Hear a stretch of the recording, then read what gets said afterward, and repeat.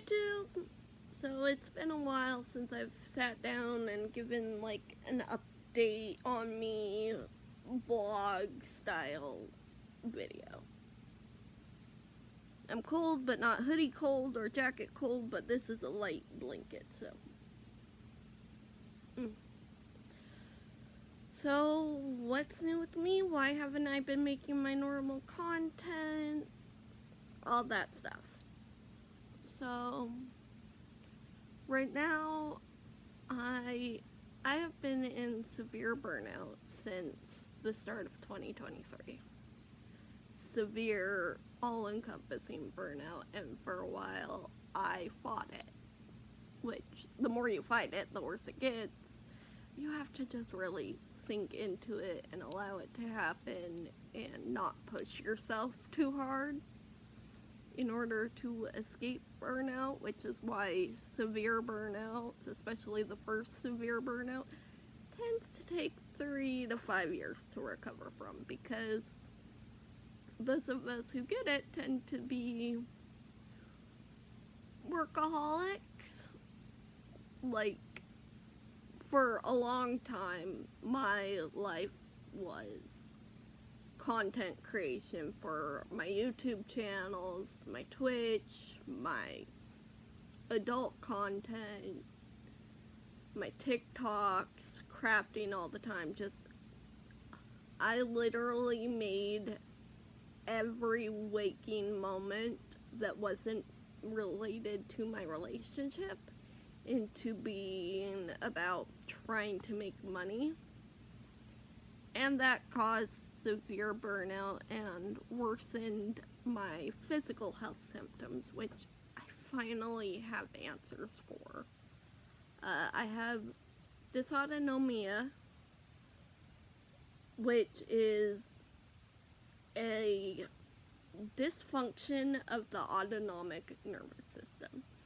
Now, this system messes with so many aspects of the body. It is insane. We are talking high heart rate, low blood pressure, in my case, sweating all the time, difficulty exercising, difficulty breathing, difficulty thinking, serious brain fog issues,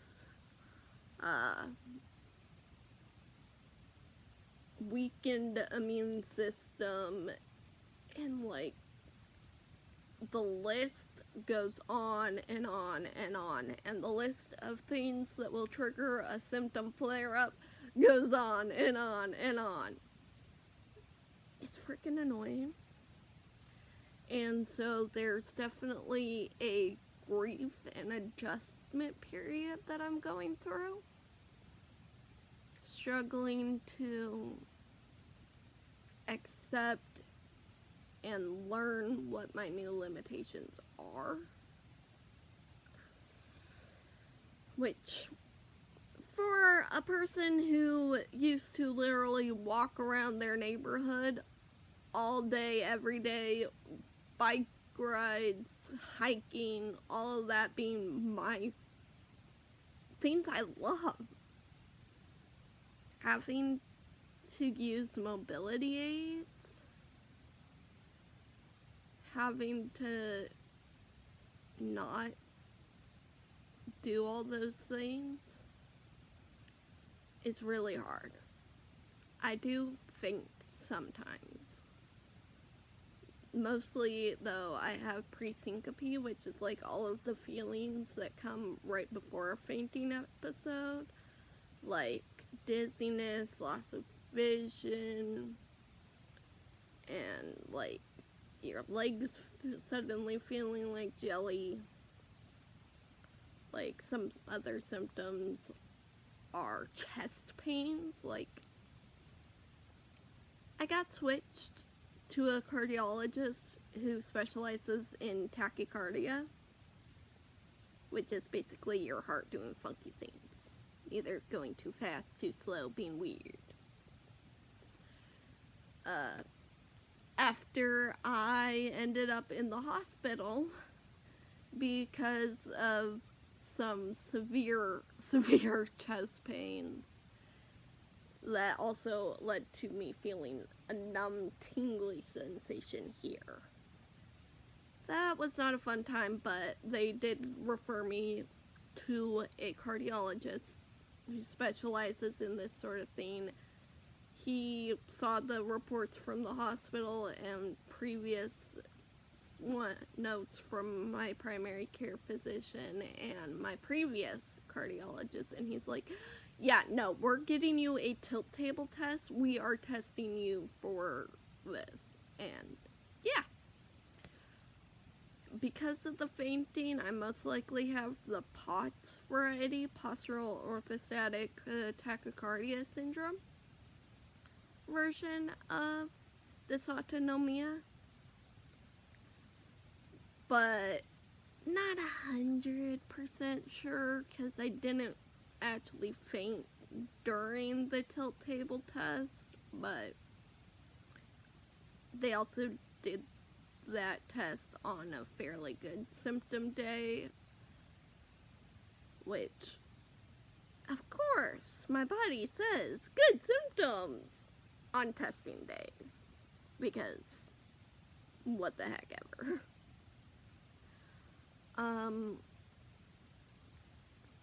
But it's hard.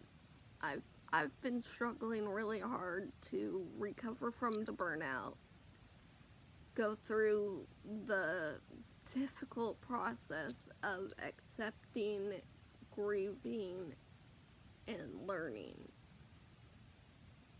what I can do physically anymore. It's taking a toll on my mental health for sure.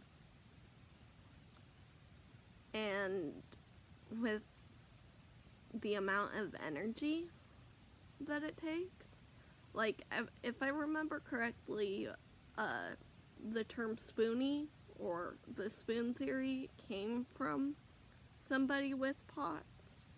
I personally use spell slot terminology, like tabletop RPG game type spell slots, because you've got your cantrips, like sitting and scrolling on your devices or whatever. For me, also add crocheting as a cantrip usually. So I've been doing that a lot more. And then you've got different spell slot levels. You can use big spell slots to do a small level task, but you can't use small spell slots to do a big level task. Except for basically take how many and what size of spell slots you have and completely randomize it. You never know what you're going to be able to do. I never know if I'm going to be able to do any kind of workouts that day, do chores or not, until I try. And sometimes it does not end well for me. I have occasionally fallen and hit my head on hard things. So far, I haven't made myself bleed that way, thank God. But, yeah.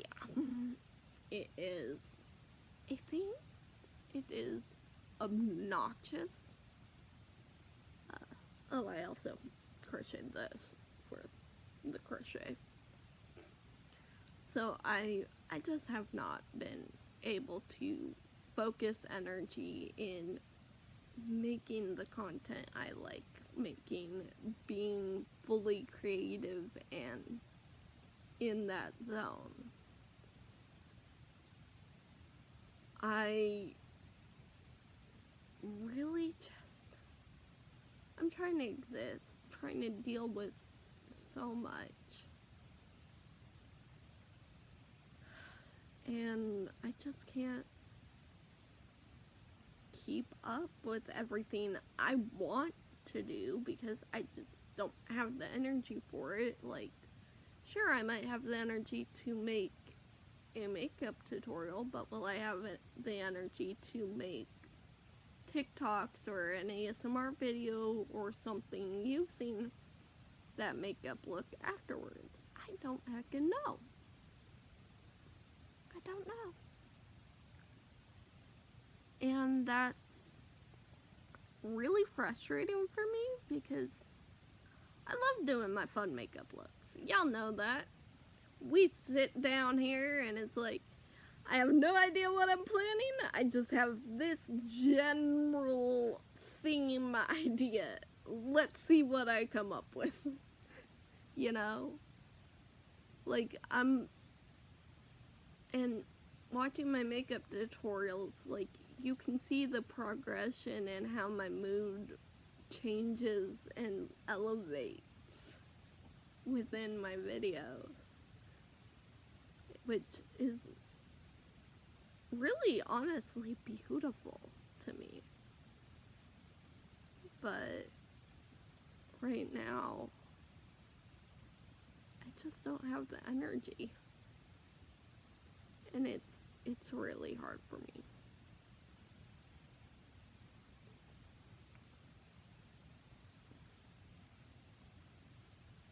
I just wanted to kind of give y'all a bit of an update. Be human on Maine. And then let you know why my content has been pretty much non-existent for a while. I will come back to posting content when I can, because I absolutely love making what I make, you know. But right now, I just can't.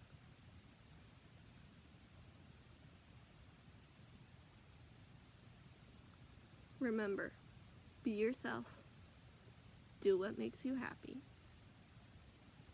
and don't let anyone dull your sparkle. I'll see you next time. Bye.